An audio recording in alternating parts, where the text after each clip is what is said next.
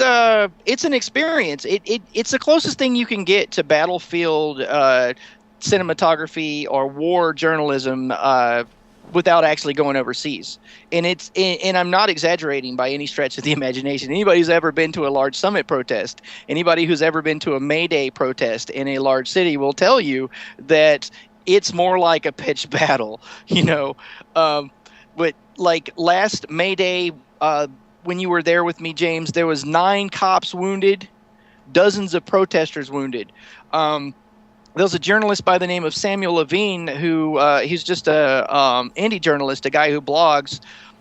One of these blast ball stun grenades exploded near him, and the rubber casing around the blast ball penetrated his cheek. So he had a one and 1.5 inch hunk of rubber lodged in his cheek right there, you know, that had to get surgically removed. I mean, he's permanently maimed now. His smile will always be crooked, you know. So I think, you know, fear will be present if you do this, especially at the large protest.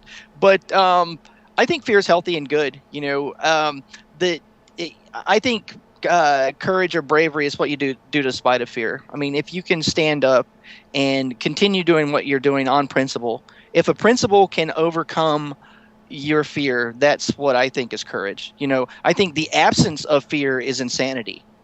If you're not afraid, you got a screw loose, and I probably don't want to hang out with you, you know. Well, I haven't been in as tense of riots as you have. I was around for the Chicago 2012 NATO summit, where that clash. I was literally right on the front line where the clash happened, and I didn't actually have that spike of fear in me at all when I was filming all that stuff. For the most part, the only time I really have any kind of that sort of fear is in a situation where I have more than one officer kind of thing I'm dealing with. They're all sort of got the menacing, like, okay, we want to get you kind of stuff.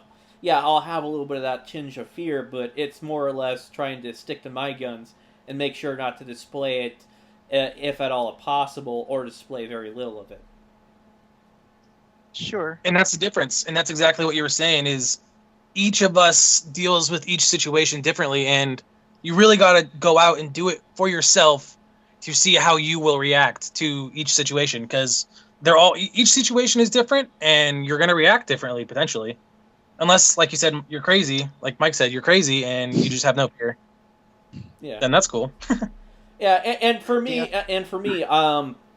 most of my work is in general solo, due to the fact I'm the only one in my area, in my state, for the most part, that's doing any of this kind of filming. But of course, I'm also in a very small populated area compared to the rest of the nation, especially you guys down there in Portland. You guys got all kinds of stuff going on, so it's not hard to find people that'll buddy up with you. In fact, my trip down to Texas last month there, it was the first time I really did any combined work, and that was actually a major learning experience for me, working with other activists doing filming. Yeah, I saw that video.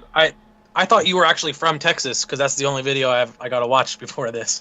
No, I'm actually Alaskan. I live up here in Alaska, so I took a little bit of a loan on that to do that trip, and I'm sort of in the process of paying that back right now.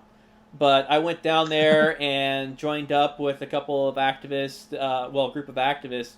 And they wanted to see me in action, and I wanted to get some new content and get some stuff going. So I was down there a week, just a little over a week, and almost every single day I was out there filming, for the most part, pounding ground, hitting the pavement, getting some filming done, and all that stuff. Did you do any work with the Batusi or Mr. Turner? No, I haven't gotten the chance to work with the Potosi. He was up in Austin. Unfortunately, I only ended up in San Antonio and Houston for the most part. We did hit one or two towns in between there, but that was about it. Nice. So, let's see. I noticed something. Oh, yeah. Tell us a little bit about your background there, Mr. Boots. You are former military, yes? Yes, I did serve a couple years in the Army. Okay, right on. So did you leave for a couple years? Like normal stint is 4. What did you have a medical leave or something, or what happened? What happened was I actually left on exactly the 4th year, right at the end of the 4 year Oh, thing. I was signed up for a 5-year term, but during my deployment, I messed up my knee from just walking too much. I overexerted and damaged my body when I was in Iraq, and oh so my God. that ended up turning into a more serious injury where it wasn't recovering at all. And so after about a year and a half of treatment, they medically discharged me. So wait a minute. So you're a veteran and you were in Iraq, although dealing with civilian law enforcement in America sometimes shakes you up. I think that's very telling. Oh yeah, I have to say. I mean, I didn't wake up. I wasn't awake for it, but I did have a 125 millimeter mortar fall within 100 meters of where I was sleeping at in a fuel yard. It was a dud, though. Whoa. Yeah. Whoa. It, If it, that would have went off in the fuel yard, I mean, that would have made quite a bit bigger boom, right?